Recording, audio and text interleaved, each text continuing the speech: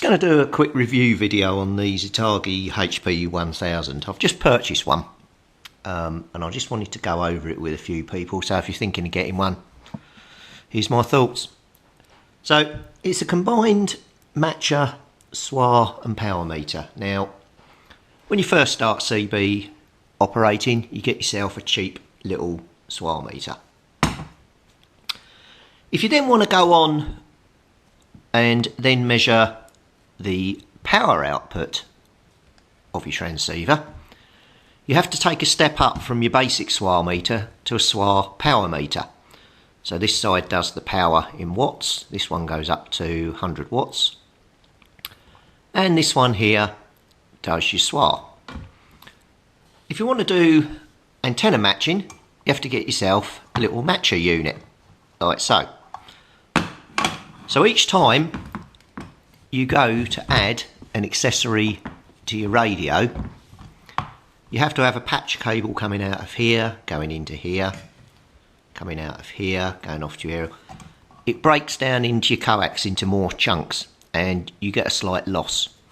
So I've been going a few years and you'll see in my videos, I still will be using it. I use this type of thing with a combined SWA and power meter. So I've just gone out and I brought myself this, which is a combined SWA, power and matcher. Now you might ask, why did I want this when I've already got something like this? Well, the reason being, the HP1000 does 10 watts, 100 watts or 1 kilowatt. Now I'm going to go over 100 watts at some point, and at the moment the maximum I can measure is 100 watts, so I've got no way of measuring my output power.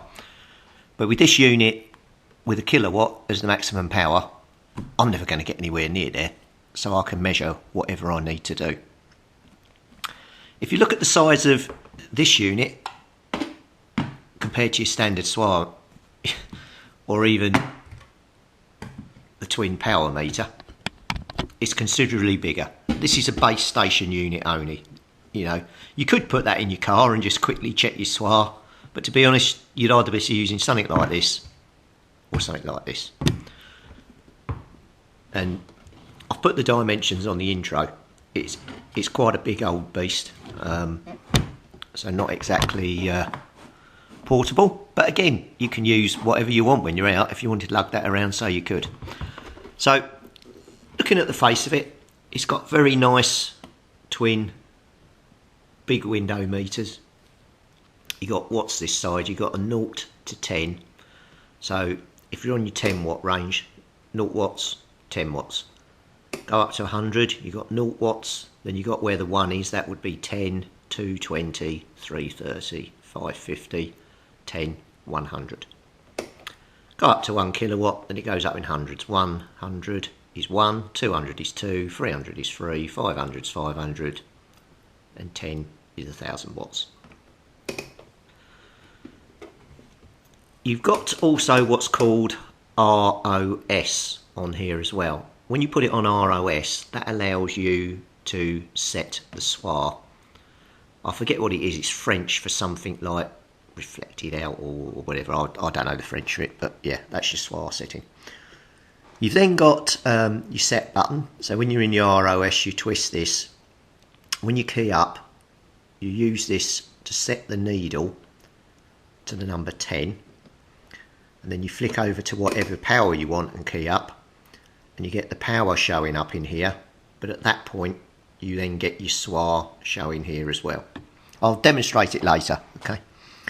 You've then got a matching unit built in as well when you've got your tune and load. Now this button here, if it's pressed in, the matching unit is off. If it's pressed out, the matching unit is on. When the matching unit is on, you tune for the lowest SWR, and then you load again for the lowest SWR. Once you've got tune at the lowest and load at the lowest, you're matched. There's only one downside with an antenna matcher that I find is you can get your SWR lower, but your actual output goes down. So the best thing to do is get the SWR on your aerial right in the first place. But visually, nice looking unit. I like the colour. I like the fact that it's got the big windows. The other thing that this meter comes with, if you saw when I span it round, is you've got this lead coming out the back. Now if you connect that lead to a 12 volt supply, it illuminates the meters. So if you're in the Radio Shack at night, or you're doing an overnighter, or it's just dark in there, basically you can connect the wires and the bulbs come on and it illuminates the meters. Now when I brought this, I brought this second hand. It had a few issues with it. There was no bulbs in the meter. The guy was quite open and he told me that, and they're a pain in the backside to fit replacement bulbs. So basically I've just fitted LEDs, and I've gone for warm white LEDs, and yeah, it looks quite nice, and again I'll show you that in a bit. But visually at the front, very nicely laid out. I've also made a modification to this as well, and if you buy one, it won't come with this switch on the side. What I've done is I've added a switch on the positive feed wire to allow me to turn the lights on and off. Because why would you want to have the lights on 24/7 if you had this in line all the time? You wouldn't need them. And again, that for me, that's one disappointing feature. This is a big unit, and here they could have put a little push button switch to allow you to turn the lights on and off. So Zetagi, you missed a trick there, and it wouldn't have cost much, and that would have made the unit really functional and really useful. Now again, some people are going to say, oh, I don't like this, why the hell did he put that in the side there? Well, I didn't do it for ease of use, and it's not in the best position. I would have liked it in the back, or ideally in the front. I'll open the unit up and I'll show you inside. This actual top cover comes completely away, but the back stays on. If you're going to drill through the back, that would be your choice. But when you see the potentiometers and tuners that are open in there, if I'm drilling into a metal case, one of those metal filings goes off and goes down inside one of those parts. This unit's knackered as far as I'm concerned. There's also a very flimsy printed circuit board running across the back, and I didn't want to have to desolder it and everything, just to add a flick switch in. Now, you're looking at the unit now, you can't see my flick switch, and it's nice and accessible. I can just put my hand down the side, flick it, lights off, flick it, lights come on. Done. Now we come down to price. If you trawl around the internet and you look at this meter, it's a whopping £149.99 is the cheapest I've found, to £169.99. Personally, I wouldn't pay that for this. I think that's very overpriced for what it is. I would personally say new, probably 60-70 quid max. Yeah, great, it goes up to 1 kilowatt. But again, I can't now measure 1 kilowatt because I need a 1 kilowatt dummy load if I want to do it properly. Yes, I can put it on my aerial and test it, but again, to use that, I need a dummy load. So again, yes, it's got a 1 kilowatt feature, but it's not as usable as I'd like it when I'm working on radios. And at say 150, 160 quid for this, I paid 45, I believe it was, second hand for this. It's all fully working. As I say, the only thing was the bulbs, but I could have lived without that. And I've obviously added the switch. Apart from that, it works fine. And for me, I'm not going to use the matcher unit. I will never use that. I just want it for the power output to be able to check what I'm putting out and also output on other radios as well. So that's why I've brought it. So yeah, that's about it really. Let's go to the shack. We'll wire it in. I'll show you it with the lights on, show you the switch working, and then I'll show you the actual thing working on the radio, and we'll check the SWR and things on my setup. Okay, so there's the meter with the lights on. Then flick my button on, put it back on again, it's on. Looks like we've got a couple of thermonuclear suns behind to the meters, but it doesn't actually look that with your eye. That's just an effect with the camera. It's more uniform like that, but the camera shows a couple of thermonuclear suns. I don't quite know why, but there you go. Right, anyway, we'll turn those off, I'll wire it up to the radio, and I'll give you a quick demo on it working. Right, I'm not sure how well you're going to see this because it's rather bright outside. So anyway, you put it onto ROS here. Let me just move that for a bit. Key the microphone, then you twist this, the set button, to set the needle right on the 10, like so. D key, move it over to the 10 watt range, and then when you key up, you'll show you watts in this window and it'll show you the SWR in this window. So my radio is quite high powered, I'm on an FM at the moment, so I'm almost bunging out 10 watts on FM, and then my SWR is just over 1.1, between 1.1 and 2. Okay, and that's as simple as that. If you go to the 100 watt range and key up, in theory we should be on the 10 watts. And what are we doing on here? Oh, hang on, no, I'm doing 8 watts. So we should be 2, 4, 6 on the bar just before the 1. We're a bit under. And you go to 1 kilowatt.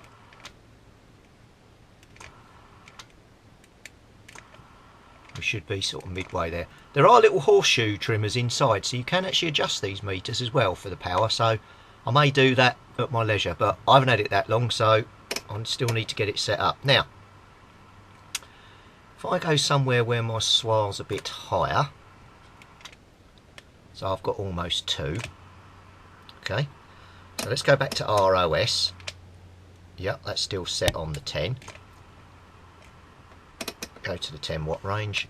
Right, I've got a SWR of 2, so if I put the matcher on now, press the button here, then I'm going to do this because I need 2 hands. Right, so what I'm going to do is I'm going to key the microphone and move the tune button, okay? You can see the needle moving around, so I'm going to tune this until I get the lowest I can get, which is there. Then I'm going to D key, I'm going to key up again now, and I'm going to move the load button. So I'm moving the load button now. And I've got down to there, go back to the other one. See, we've got even lower. Even lower. Right. So I've now, if you can, yeah, it's very dark. I've now got the SWR down to 1 to 1. What I was saying to you is now my watts have dropped from 8 watts down to 4, or just under 4 actually, and that's the disadvantage, right? Let me turn off the matcher. Now watch me watts. So I lose nearly 6 watts allegedly using the matcher. So this is why I don't really want to use it. So anyway, that's that. So it's now time to venture inside. To get inside, there's just 2 screws either side the unit. So let me just pop those out. Right, all the screws are out and the cover just lifts off. Oh, hang on, I've got my switch in there, haven't I? Let me just give it some cable.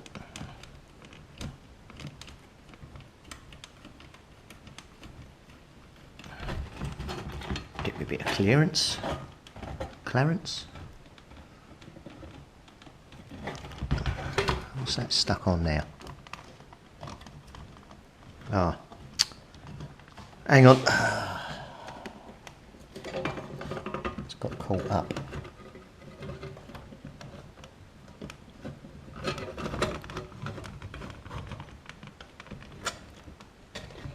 What's that caught up? Hang on, I've got a slight technical hitch. So here's a quick look inside the unit. These are the LEDs that I've added. The bulbs go on the very front of this board, which then meant dismantling all the meters and ripping them all out. You couldn't get in there to solder them through, so I've just added some LEDs and cable tied them on. That way they're easy to change and use the existing wiring. This is why I didn't drill in the back, because otherwise I would have had to take all this printed circuit board off, desolder all this here. There's no way I'm risking drilling and getting all metal filings down the back of the board there, or even damaging this. And secondly, if you get a rogue filing down in amongst these, like so, you're not going to know, and that's going to jam it up. And I'm talking about down in here. So, you know, when you take the lid off, you can walk away. I did that out in the garden, drilled it, deburred it, cleaned it all out. Perfect, no problem at all. And then just use the existing cable, and you're still running out the back. I just broke the red wire in half and put it on a switch. And that's what there is inside. As I say, these are the horseshoe trimmers here. There's 3 here. I don't know which one sets what. It doesn't actually say, it just says the values on there. So I've yet to find the schematic, or I might write to Zetagi and ask them what adjusts what and see what they say. And take it from there. So, right, I'm just going to put the lid back on. That's the inside of the beast. So if you look from the side, it's mainly the meters that give it the height. Ideally, it's only about that height. There's a lot of space in that box, but again, you know, as a base station unit, it needs to be fairly big to sort of match in with your radio, I suppose. So that's my personal thoughts on the HP1000. It might sound like I've given it a bit of a caning, but I am actually very pleased with it. It's the Zetagi build quality, so it will last. There's no doubt about that.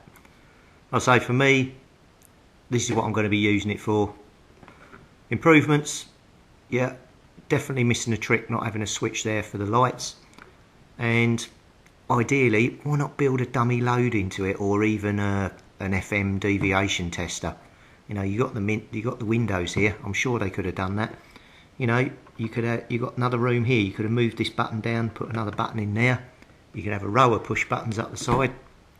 The options are there.